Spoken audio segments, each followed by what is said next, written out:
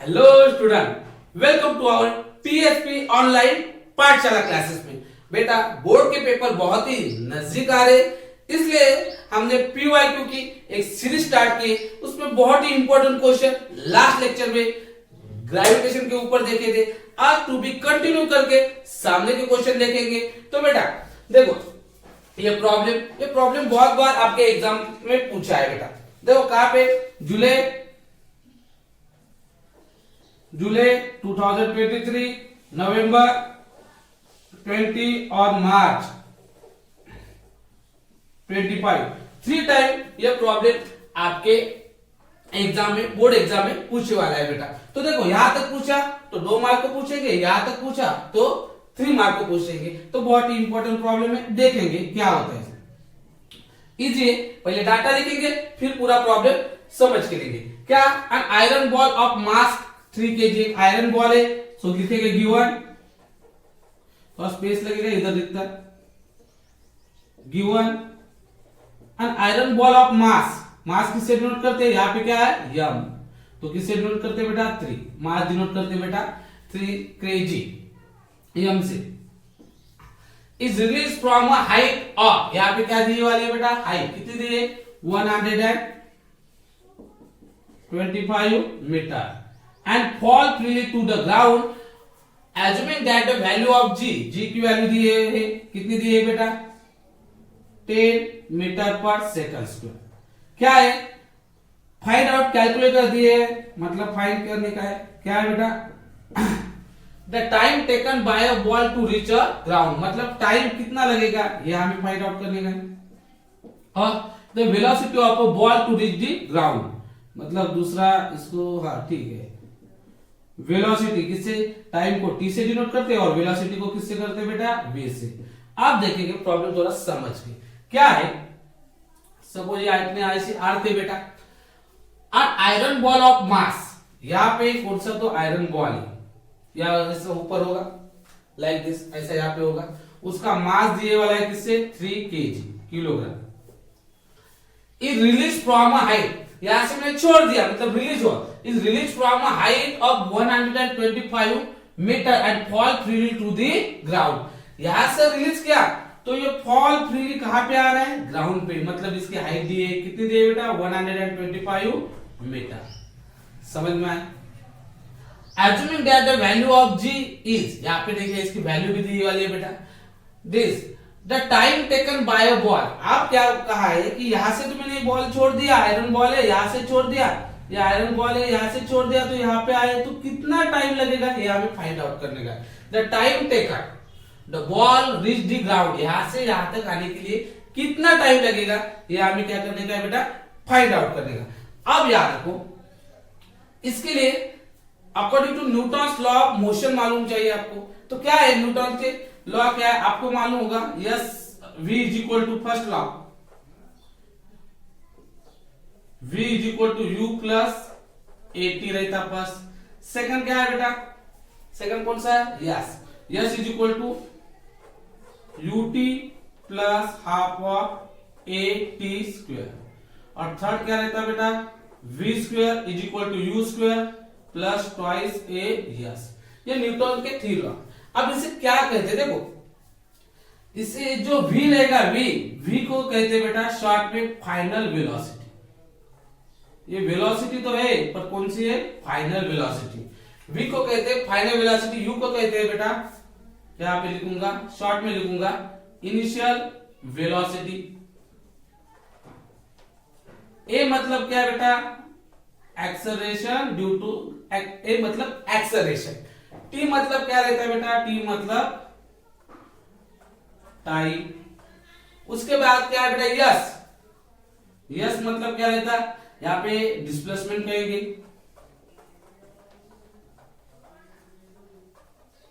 Yes मतलब क्या रहता है बेटा डिस्प्लेसमेंट। और ये quantity U T A T V U two तो नंबर है, ए यस ये पूरे रिपीट हो गए बेटा। तो देखो, तो फर्स्ट तो हमें टाइम निकालना है कि यहां से वो आयरन बॉल यहाँ पे आने को, ये कौन है बेटा, यस अपने हाथ थे, तो यहां से यहां तक आने को कितना टाइम लगेगा ये आपने को फाइंड आउट करने का है। तो देखो हमें टाइम तो करना है। अब ये यहां से यहां तक आ रहे हैं, ये इसके हाइट है, हाइट तो दी है, हाइट मतलब क्या है, यहाँ से यहाँ तक डिस्प्लेसमेंट, मतलब इसे हम यस भी लिख सकते हैं ना, यस कुछ प्रॉब्लम नहीं, मतलब हाइट क्या है बेटा यस। अब देखो जी, ये एक्सेलरेशन ड्यू टू ग्रेविटी दी है, एक्सेलरेशन ड्यू टू ग्रेविटी दी, और एक्सेलरेशन ड्यू टू ग्रेविटी मतलब क्या रहता है बेटा यस ए। तो फाइंड आउट करेंगे, कैलकुलेशन, नाम नहीं लिखा तो भी चलता। सो कौन सा, आप देखो इसमें कौन सा लॉ, पहले तो टी फाइंड करना, याद रखिए फिजिक्स में जो निकालना है वो आपने जो यहाँ पे आंसर में उसमें देखना पड़ेगा। देखो यहाँ पे टी है, यहाँ पे टी नहीं है, टी नहीं है, ये तो फॉर्मूला है। अब ये और ये, इन दोनों में से कौन सा यूज करें, याद रखिए यहां से जो ऑब्जेक्ट यहाँ पे मतलब उसकी इनिशियल वेलोसिटी 0 है। स्टार्टिंग की वेलोसिटी कैसे है, जैसे मैं यहाँ पे हूं तो मेरी तो यहाँ पे क्या है बेटा इनिशियल वेलोसिटी 0, मैं सामने जाऊंगा तब मेरी वेलोसिटी, मेरा स्पीड बढ़ेगा। इनिशियल तो कहां पे, जहां पे स्टार्टिंग होती है वहां पे क्या रहेगा बेटा 0, ऐसा बॉल पकड़ के लिया कितना 0, अभी नीचे नीचे जाएगा वेलोसिटी बढ़ जाएगी। सो इनिशियल वेलोसिटी कितनी है बेटा 0। अब इनिशियल वेलोसिटी 0 है बेटा, यहाँ पे तो S is equal to UT plus half, और यहां से इधर जा रहा है बेटा, ये इधर से इधर जाएगा तभी तो टाइम होगा, ये इधर से यहाँ पे गया तो टाइम निकालने का है। क्या कहा बेटा, the time taken by ball to reach a ground, यहाँ से यहाँ जाना पड़ेगा और यहाँ से यहाँ पे जाना पड़ेगा, मतलब क्या उसका डिस्प्लेसमेंट होना पड़ेगा, और डिस्प्लेसमेंट तो किसके कौन से फॉर्मूले में, सेकंड, तो यूज करेंगे सेकंड। तो यहाँ पे लिखिए according to Newton second law of motion, में उतना नहीं लिखूंगा, मुझे बेस का प्रॉब्लम आ जाएगा। तो देखो कौन सा फॉर्मूला है, S S is equal to, S है, यस स्क्वायर लिखेंगे, S is equal to UT plus half of A T square, सामने का इधर लिखूंगा, यहाँ पे इतना तो हो गया। अब देखो यस की वैल्यू हमें दी वाली, यस कितना है बेटा 125, उसके बाद u मतलब क्या इनिशियल वेलोसिटी, और इनिशियल वेलोसिटी कितनी है बेटा 0, लिखे तो यहाँ पे भी लिख सकते हैं u इज इक्वल टू 0 दिए वाला है, तो इनिशियल वेलोसिटी 0 इनटू क्या है बेटा यहाँ पे t प्लस आप तो सेम a की वैल्यू आपको दिए, a मतलब क्या एक्सेलरेशन ड्यू टू ग्रेविटी, कितनी दी वाली है बेटा यस 10, और उसके बाद t की वैल्यू नहीं दी, मतलब t स्क्वायर जैसे का वैसा। अब देखेंगे आपको मानो 0 से किसको में मल्टीप्लाई, आंसर क्या आता 0, और हमें फाइंड आउट क्या करने का है बेटा t, तो देखो 125, इसका आंसर 0 से किसी को मल्टीप्लाई किया आंसर 0, ये लिखने की जरूरत है, यहाँ पे देखो ये 2 1 जा 2 2 5 का 10, कितना आ गया बेटा 5 t स्क्वायर, पर हमें किसकी वैल्यू फाइंड आउट करने की है बेटा t की, तो मैं t की टर्म इधर राइट करूंगा, 5 t square is equal to 125। उसके बाद t की वैल्यू फाइंड आउट करनी है तो इसकी 5 की तो जरूरत नहीं, यहाँ पे न्यूमरेटर में, वहां पे कहां पे जाएगा बेटा डिनोमिनेटर, ओके।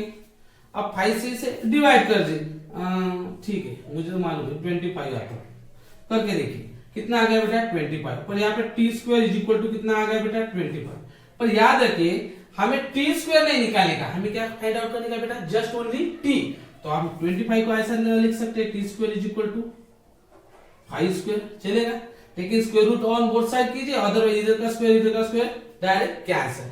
टी की वैल्यू कितनी आ गई बेटा 5।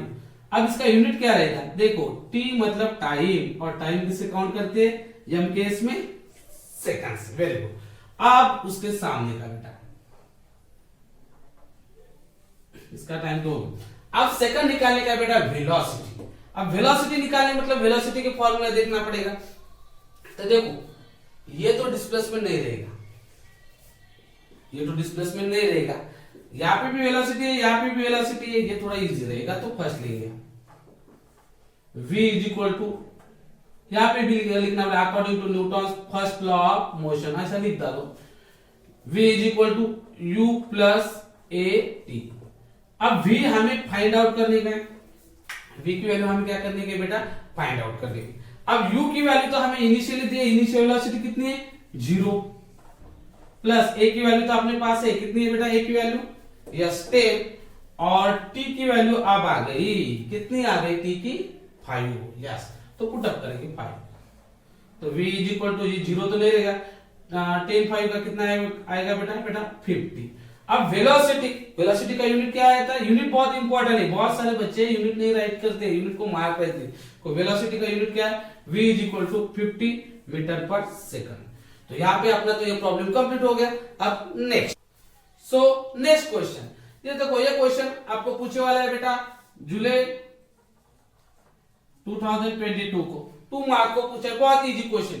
Will the value of g be the same everywhere on the surface of the earth, मतलब क्या? देखो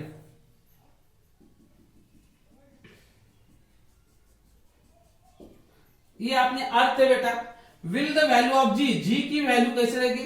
बी द सेम एवरीवेयर, कहां पे भी सेम रहेगी on the surface of the अर्थ। ये जो अपना अर्थ सरफेस है, इस अर्थ सरफेस में यहाँ पे यहाँ पे यहाँ पे यहाँ पे कहां पे भी देखिए जी की वैल्यू सेम रहती क्या?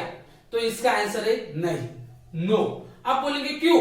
क्योंकि क्या होता है बेटा, ये जो अपने अर्थ सरफेस है, यहाँ पे तो अपना सेंटर रहेगा अर्थ का, यहाँ पे क्या रहता है बेटा, ये अपना इक्वेटोरियल है, इक्वेटोरियल में वैल्यू रहती है 9.780, और यहाँ पे जो पोल रहता है बेटा, यहाँ पे रहती है 9.832। देखो इक्वेटोरियल यहाँ पे भी एक रहेगी, और यहाँ पे भी पोल पे भी कितने है बेटा? 9.832 यहाँ पे है, तो यहाँ पे भी रहेगी। इसके कारण यहाँ पे वैल्यू कैसे रहेगी? क्या कहा है बेटा कि will the value of G be the same everywhere, सब हर जगह सेम रहेगी क्या? तो नहीं रहेगी। अब देखिए क्यों, ये तो आंसर हो गया no. Say as the earth is not exactly spherical in shape, आपको मालूम है अर्थ स्फेरिकल है क्या? नहीं, जस्ट लाइक एग। देखो स्फेरिकल मैंने नहीं लिखा है, निकाली, just like egg as the earth is not exactly spherical in shape, ये पूरी स्फेरिकल शेप नहीं। उसके कारण क्या हुआ बेटा? The distance of a point of the earth surface from the earth centre is a different. Yes, अब ये पूरी स्फेरिकल नहीं, इसके कारण क्या हुआ? ये जो डिस्टेंस है, ये डिस्टेंस जो आपका पोल है, और ये जो डिस्टेंस देखिए ये आपका इक्वेटोरियल, ये डिस्टेंस और ये डिस्टेंस दोनों सेम रहेगी क्या? सर्कल था तो सर्कल का ये रेडियस सेम रही थी, पर यहाँ पे ऐसी नहीं, थोड़ी फ्लैटर है, तो क्या होगा? ये डिस्टेंस कम है और ये डिस्टेंस कैसा? ज्यादा। ये देखिए ये कम रहे दिखेगा, ये थोड़ा ज्यादा दिखेगा। इसके as the earth is exactly not spherical है, इसका distance point of the earth surface from the earth to the centre, earth और सेंटर में जो अर्थ है ये डिस्टेंस कैसे? ज्यादा है और ये कैसा बेटा? कम। उसके बाद from place to place due to the earth rotation about its axis are bulge at the equatorial and flatter at the pole. ये बहुत इंपॉर्टेंट है। आप देखो ये अर्थ में क्या होता है बेटा, यहाँ पे थोड़ा बल्ज, बल्ज मतलब जैसे फूक गई है, अर्थ कैसे फूक गई, जैसे मैं ऐसा फूक गया ना वैसा, तो यहाँ पे थोड़ी सी अर्थ थोड़ी सी ऐसी फूक गई है। क्या क्या कहते हैं बेटा? Earth bulge at the equatorial, equator, equator के प्लेस में अर्थ थोड़ी सी इधर भी देखिए और इधर भी देखिए, थोड़ी सी फ्लैटर हो, सॉरी फूक गई है, उसे क्या कहते हैं? Bulge. And flatter at the pole, यहाँ पे जो पोल रहता है यहाँ पे थोड़ी सी ऐसी फ्लैटर है आपकी अर्थ, यहाँ पे अपनी अर्थ कैसे बेटा? फ्लैटर है। Thus the equatorial radius of the earth is greater than the pole of the radius। अब यहाँ पे कैसे ये ऐसी होगी, यहाँ से अर्थ नहीं है, ये ऐसी होगी, तो ये जो रेडियस एज कम्पेयर टू पोल, ये रेडियस इससे कैसे होगी बेटा? ज्यादा होगी। ये जो रेडियस इससे कैसे होगी? इससे ये रेडियस कैसे है बेटा? ज्यादा। और ज्यादा होने के कारण ये सेंटर और ये जो इक्वेटोरियल ये डिस्टेंस ज्यादा होगा, और यहाँ पे ज्यादा है बेटा। इसके कारण क्या कहते हैं? Thus the equatorial radius at the earth is greater than the pole। यहाँ पे ये रेडियस ज्यादा है इससे, उसके कारण the value of g is therefore highest at the pole। ये डिस्टेंस कम है, और डिस्टेंस कम है मतलब यहाँ पे जो g की वैल्यू है वो कैसे है? देखो ज्यादा है 9.832, पर एज कंपेयर फॉर दिस ये इक्वेटोरियल का डिस्टेंस कैसा है बेटा? ज्यादा है, और ये ज्यादा डिस्टेंस होने के कारण g की वैल्यू कैसे होगी? कम, 9.780। तो ये देखो the value of g is therefore highest at the pole, pole पे वैल्यू कैसे रहती? Highest, and lowest at the equatorial. यहाँ पे देखो कैसे बेटा? इक्वेटोरियल। रीजन क्या है? ये डिस्टेंस कम है और डिस्टेंस कैसे? ज्यादा। तो ये क्वेश्चन हो गया बेटा। अब नेक्स्ट क्वेश्चन। सो बेटा नेक्स्ट क्वेश्चन, ये क्वेश्चन आपको पूछे मार्च 2020 को। ये क्वेश्चन पूछा कब तक था बेटा? मार्च 2020 क्या है बेटा, the weight of an object changes, क्या चेंज हो रहा है, weight of an object changes from place to place, मतलब एक जगह से दूसरे जगह आप जाओगे तो वेट क्या होगा, change through its mass is the constant, पर मास चेंज नहीं होगा। अब वेट मतलब क्या, मास मतलब क्या, ये मैंने लास्ट लेक्चर में उसका डिफरेंस लिया था, बहुत इंपॉर्टेंट क्वेश्चन था, वहां पे पूरा एक्सप्लेन किया, अब शॉर्ट में एक्सप्लेन करूंगा। तो देखो क्या किया, सपोज आर थे, एज्यूम कीजिए कि ऐसा कौन सा ऑब्जेक्ट है और इसमें कौन सा तो मटेरियल भरे, मटेरियल मतलब कौन सा भी होगा, मैटर होगा, सॉरी इस शॉर्ट में मैटर होगा। एक तो सॉलिड, मैटर मतलब क्या रहता है बेटा, एक तो क्या रहेगा सॉलिड, लिक्विड, अदरवाइज क्या रहेगा गैस। तो देखो ये ऐसा है। अब देखो क्या कहा, the mass of an object is the amount of matter present in it, मतलब क्या, एक कौन सा तो ऑब्जेक्ट है, इसमें नहीं क्या कौन सा तो मटेरियल है, एज्यूम कीजिए कि इसमें तो कौन सा तो सॉलिड मटेरियल है, कुछ तो फिलअप है।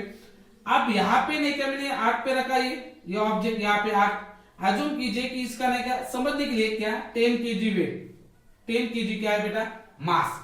अब यहां से मैंने नहीं क्या दूसरे प्लैनेट पे ले गए, कौन से भी प्लैनेट पे, अर्थ छोड़ के कौन से भी प्लैनेट पे नहीं लेके गए, तो यहाँ पे इसका 10 केजी है और यहाँ पे जितना इसका मास होगा, इसके में जितना मैटर होगा उतना दूसरे प्लैनेट में कहां पे भी गए तो मैटर चेंज हो जाएगा क्या बेटा, नहीं, क्योंकि क्या कहते हैं, the mass of an object is the amount of matter present in it, मतलब इसमें कितना मैटर है, मैटर मतलब क्या, सॉलिड, लिक्विड, गैस। मैंने कहा था मैटर इन जनरल में हम इंग्लिश में कहते हैं मैटर, उसका मीनिंग होता है बेटा झगड़ा, पर यहाँ पे मैटर मतलब क्या, एक तो सॉलिड रहेगा, एक तो लिक्विड, अदरवाइज क्या होगा बेटा गैस रहेगा।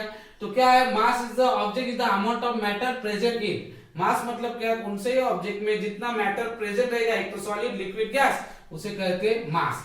तो यहाँ पे जितना होगा, अभी यहाँ पे गए तो यहाँ पे क्या इसका मैटर चेंज हो गया क्या, या इसकी साइज कम ज्यादा होगी क्या, नहीं, दूसरे प्लैनेट पे गए, तीसरे प्लैनेट पे गए, इसकी साइज चेंज हो रही है क्या, नहीं, मतलब इसका मैटर कैसा रह रहा है बेटा कांस्टेंट, और मैटर जब कांस्टेंट रहेगा तो ऑब्वियसली उसका मास भी कैसा रहेगा बेटा, कैसा रहेगा बेटा कांस्टेंट। इसलिए क्या मास है amount of matter present in it, it is measure in inertia of an object and hence it is a constant. Mass कहां पे भी गए, यहां से वहां कहां पे भी गए एक कांस्टेंट रहेगा। मास और वेट क्या है, बहुत में डीपली मैंने लास्ट लेक्चर में पढ़ा है, आप जरूर देखिए, आपको बहुत अच्छी तरह समझ में आएगा। अब शॉर्ट में क्वेश्चन ले रहा हूं, the second weight, the weight of an object is the force which the earth attract to the body toward the centre of the earth, मतलब क्या है बेटा, देखो अब ये तो मास हो गया, अब अर्थ पे नहीं का ये ऑब्जेक्ट लिया तो इसका जो वेट रहेगा उसको कहते हैं बेटा, वेट को क्या कहते हैं बेटा वजन,